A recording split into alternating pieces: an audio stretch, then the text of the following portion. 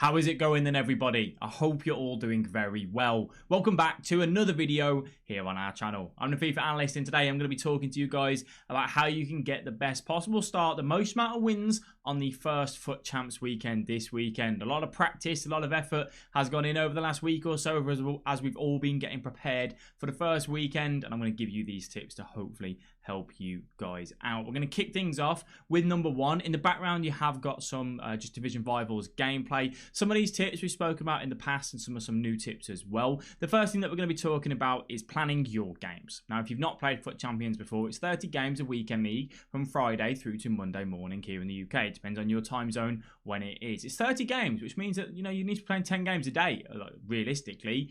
But what a lot of people do, I have a lot of coaching sessions with students. I speak to a lot of people and they tell me, oh, I finished Gold 2 this weekend on Saturday. And I'm like, FUT Champs has only been going for a day. Like, how have you played all your games already? Relax. Don't rush. Take it easy. Take it easy. You know, just chill. Like, you don't need to rush all your games in. Obviously, if you've got some stuff you need to do, you know, you're out for the weekend, missus is taking you camping or something, or you got to go work or whatever it is that you've got to do, and that's completely fine. I completely understand that. But if you've got time, plan your games better. So for me, I would recommend 10 games on Friday, 15 games on Sunday, and 5 games on Saturday. So 10, 5, 15. If you think 10, 10, 10 works for you, or 5, 15, 10, whatever it is, it doesn't matter. But don't play 30 games in one sitting. Don't play 20 games in one sitting. Try and be a little bit more casual and a little bit more relaxed with it. And if you can do that, you'll definitely see the results go better, because you're not getting that mental fatigue. If you try and play so many games in such a short period of time, you get really aggravated. You start to do stupid stuff. You're not thinking about your FIFA.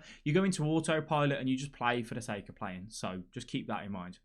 Guys, I'm quickly just going to stop you there to say, if you are enjoying this video, please do give it a big thumbs up. You can subscribe to the channel. We do upload twice a day. We do also stream over on twitch.tv/FIFA analyst. A link in the description for that. And if you are interested, there's a Discord server, over 3,000 members. It's the best place to be to get answers to your questions, squad building, tactics, absolutely everything. Now let's go back to the video. The next tip that we're going to jump into is the opposite to what I told you to do last year. Last year, I told you, shoot near post, shoot near post, shoot near post, shoot near post.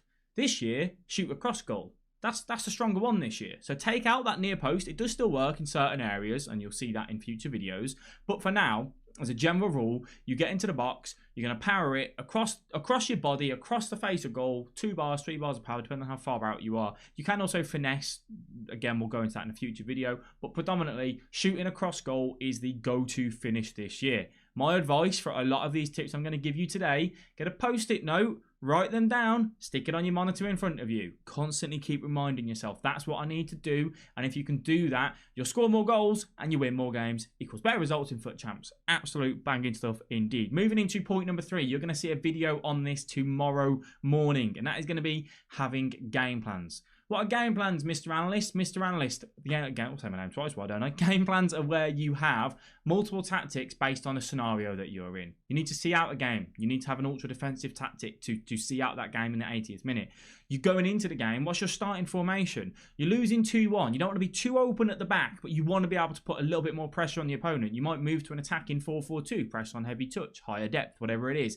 You're losing 3-0, it's the 60th minute, you need goals. Go to your ultra attacking formation, 3 at the back, something like that.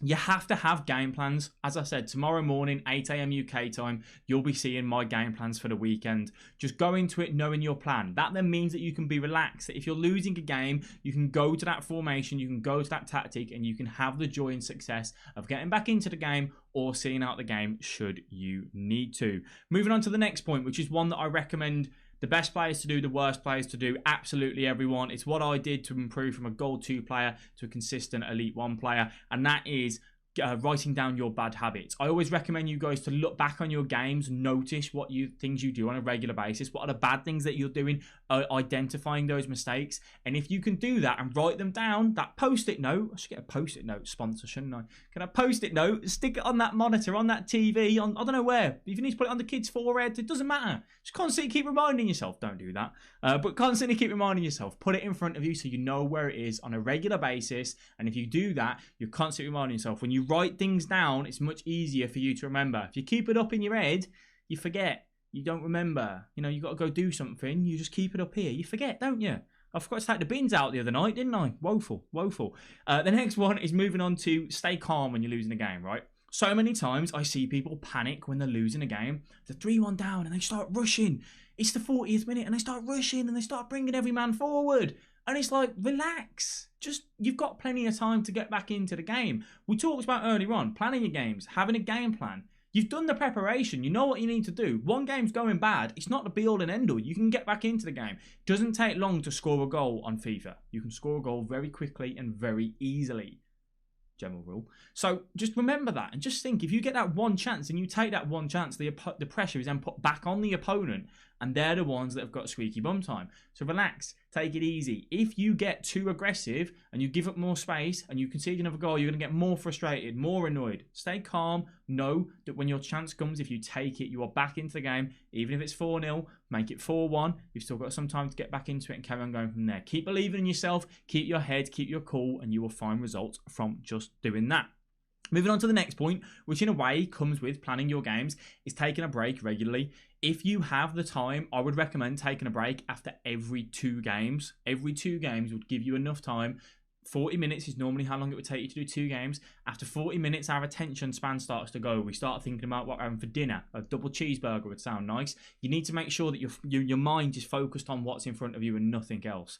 If you're sat here saying, I can't do that, I've got to go to work in 3 hours, I need to play as many games as I can, understandable, right? I get that. Not everyone gets the luxury of playing all the games as and when they want. But if you can, and you can go and get a glass of water, go outside, make a sandwich, again, do whatever it is that you want to do, take your mind off FIFA for a little bit, step out that room, and you will come back feeling a lot more fresh and a lot more focused in when you do load up into that FUT Champs game. Moving on to the next one, and that is to remember that the first weekend league does not define your FIFA 21 FUT Champions life cycle, all right? You can have a bad weekend, you can have a good weekend, you can have the best weekend. It doesn't matter how you do, just keep focused on the task at hand over the next few weeks. My recommendation is to have 3 ideal goals. An average goal, which is like, if things go a little bit bad, I'll be happy with a gold 3, gold 1, silver 1, elite 3, whatever it is that you're happy with, you have that. This is the one which, if things don't really go exactly how I'd want them to, I'm still be content with that finish. You then have your, if things go as they should, this is where my ability probably is at. Might be gold 2, might be elite 2, whatever it is. That's where if you play good enough at where you should be, you'll finish as expected.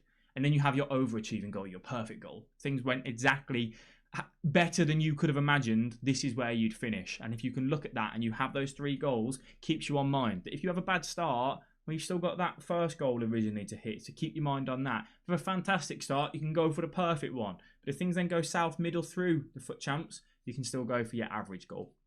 Having those 3 goals will massively help you, and it will definitely help you get the wins in weekend league. The next point as well is thinking about a meta team.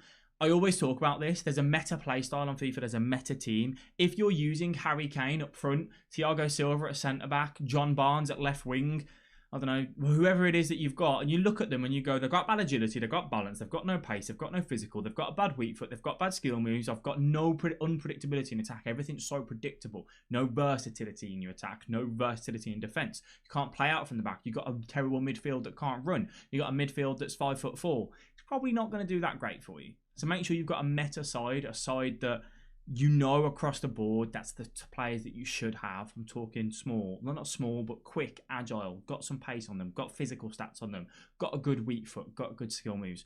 All of these sort of things can massively help you in getting more wins in weekend league. And that should hopefully mean that you have a good result. What you can do is when you have watched this video, let me know down below your predictions. Where do you guys want to finish? Maybe let me know those 3 goals. And then at the end of the weekend, come and tell us in the comment section, edit your comment and say, I managed to hit here, and let me know exactly what you hit. And hopefully that should help you guys. If you did enjoy the video, please let me know by giving it a like. You can subscribe to the channel. We're closing in on 100,000 subscribers, which is mental. So thank you all very much for that. If you have enjoyed, as I said, give it a big thumbs up. Thank you all for watching. Thank you for your support. Best of luck this weekend in the first FUT Champs. And yeah, I personally can't wait for it. I'll catch you guys in the next video.